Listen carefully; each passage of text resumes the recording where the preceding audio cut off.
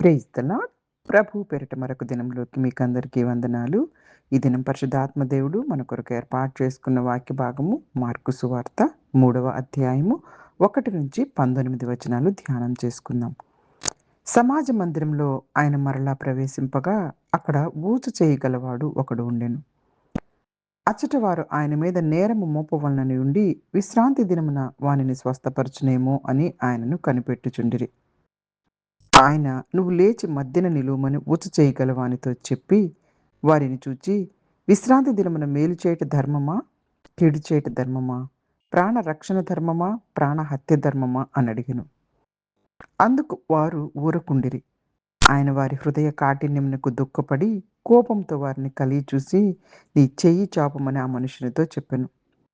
వాడు తన చెయ్యి చాపగా అది బాగుపడెను. పరిసయ్యులు వెలుపలికి పోయి వెంటనే హేరోదీయులతో కలుసుకొని ఆయన్ని ఎలాగూ సంహరింతుమా అని ఆయనకు విరోధముగా ఆలోచన చేసిరి. యేసు తన శిష్యులతో కూడా సముద్రం నొద్దకు వెళ్ళగా గలిలయ నుండి వచ్చిన గొప్ప జనసమూహం ఆయనను వెంబడించెను. మరియు ఆయన ఇన్ని గొప్ప కార్యములు చేయుచున్నాడని విని జనులు యోదయ నుండియు, యెరూషలేము నుండియు, యూదయ నుండియు, యొర్దాను అవతల నుండియు, తూరు సీదోను అనేటి పట్టణ ప్రాంతముల నుండియు ఆయన యొద్దకు గుంపులు గుంపులుగా వచ్చిరి. జనులు గుంపు కూడగా చూచి వారు తనకు ఇరుకు కలిగింపకుండునట్లు చిన్న దోణి ఒకటి తనకు సిద్ధపరిచి ఉంచవలనని ఆయన తన శిష్యులతో చెప్పెను. ఆయన అనేకులను స్వస్థపరిచెను గనుక రోగపీడితులైన వారందరూ ఆయనను ముట్టుకొనవలనని ఆయన మీద పడుచుండిరి. అపవిత్రాత్మలు పట్టిన వారు ఆయనను చూడగానే ఆయన ఎదుట సాగిలపడి, నువ్వు దేవుని కుమారుడవని చెప్పుచు కేకలు వేసిరి. తనను ప్రసిద్ధి చేయవద్దని ఆయన వారికి ఖండితముగా ఆజ్ఞాపించెను. ఆయన కొండెక్కి తనకిష్టమైన వారిని పిలువగా వారు ఆయన యొద్దకు వచ్చిరి. వారు తనతో కూడా ఉండునట్లు దెయ్యములను వెళ్ళగొట్ట అధికారం గలవారై సువార్త ప్రకటించుటకు వారిని పంపవలనని ఆయన 12 మందిని నియమించెను.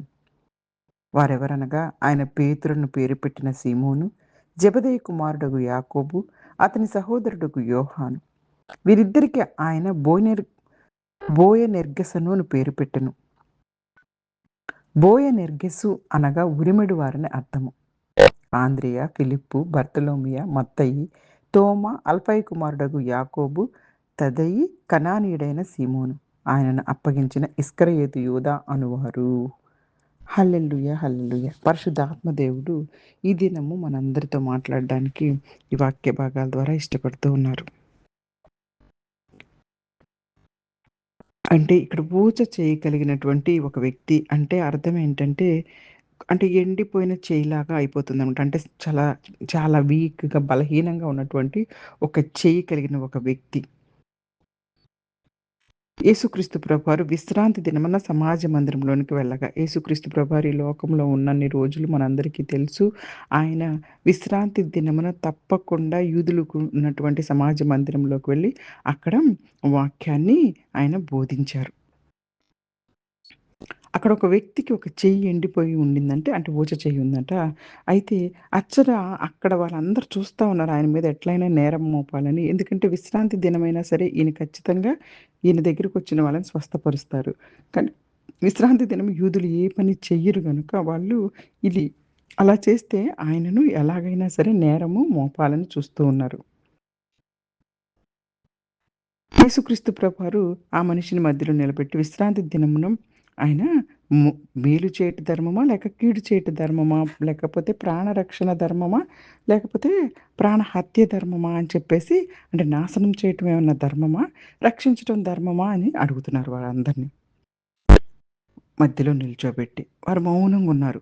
వారి కఠిన హృదయాలు చూసి యేసుక్రీస్తు ప్రభువారు దుఃఖిస్తున్నారు. చూడండి ఎంత భయంకరమైనటువంటి కఠిన హృదయం. ఒక బిడ్డ అల్లాడిపోతున్నాడు ప్రాణంతోటి, ఇబ్బందితోటి. ఆ బిడ్డను స్వస్థపరచాలని చెప్పేసేసి వస్తూ ఉంటే, ఆ స్వస్థపరచనీయకుండా ఆటంకపరుస్తూ ఉన్నారు. ఇక యేసుక్రీస్తు ప్రభువారు వారి హృదయ కాఠిన్యాన్ని చూసి దుఃఖించి, ఇక వారిని పట్టించుకోకుండా ఆ వ్యక్తితో ఇదిగో నీ చెయ్యి చాపు అని చెప్పేసేసి చెప్పారు. వెంటనే వాడు చెయ్యి చాపగానే ఆ యొక్క వెంటనే చెయ్యి పూర్తిగా స్వస్థత కలిగింది. దేవునికి ఏదో ఆచారాలు పాటించేవాళ్ళు ఆ ఆచారాలు పాటించేవాళ్ళంటే ఇష్టం అనుకుంటున్నారు. ఆనాటి సమాజం, ఈనాటి సమాజం గూడా. ఆచారాల కంటే గూడాను న్యాయము, కరుణ, జాలి, దయ, ప్రేమ ఇవి ముఖ్యమైనవి. ఈ లోకంలో గూడా చూడండి ఏదైనా యాక్సిడెంట్ అయిందంటే మనము అతనికి కావాల్సినటువంటి సహాయం చేయాలి గాని అతను ఏ కులస్తుడు, అతను ఈ కులం కాదు, ఆ కులం కాదు అలాంటివి చూసే సమాజంలో దేవునికి ఇష్టముండదు.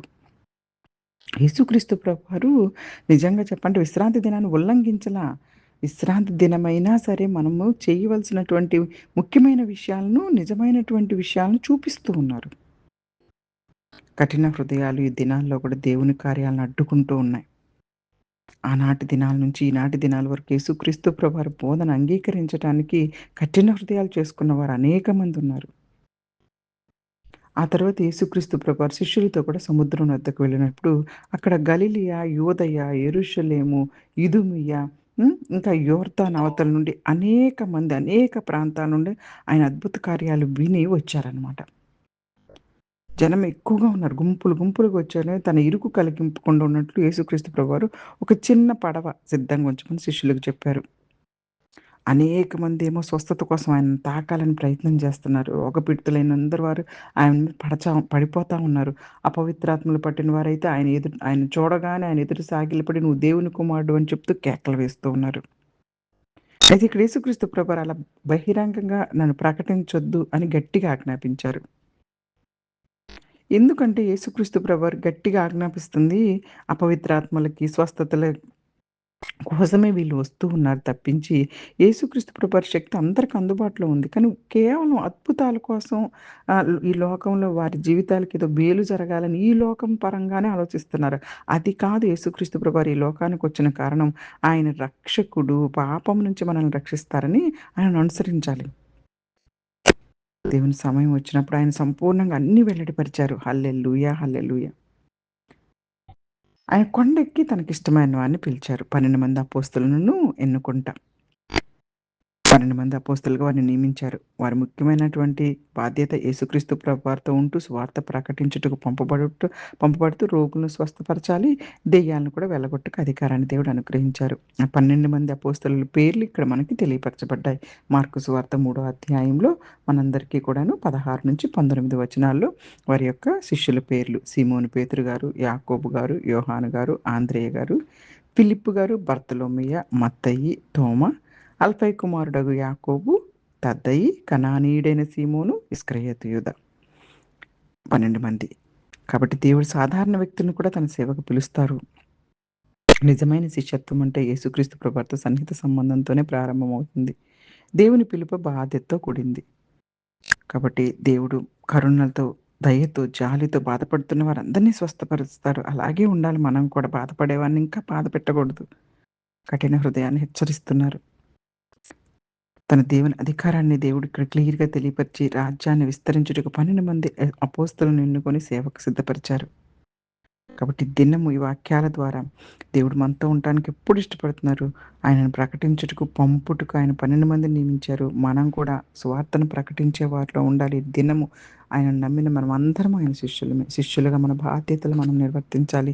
ఆయనతో సన్నిహిత సంబంధం కలిగి ఉంటూ, సువార్తను ప్రకటిస్తూ అనేకమైనటువంటి గొప్ప అధికారాన్ని దేవుడు మనకు అనుగ్రహించారు. ఆ అధికారాన్ని మనము అనవసరంగా ఉపయోగించుకోకుండా అందరి మంచి కొరకు ఉపయోగించాలని కోరుకుంటూ చిన్ని వాక్యాన్ని దేవుడు ఆశీర్వదించి దీవించునుగాక. Amen. God bless you all. God bless you.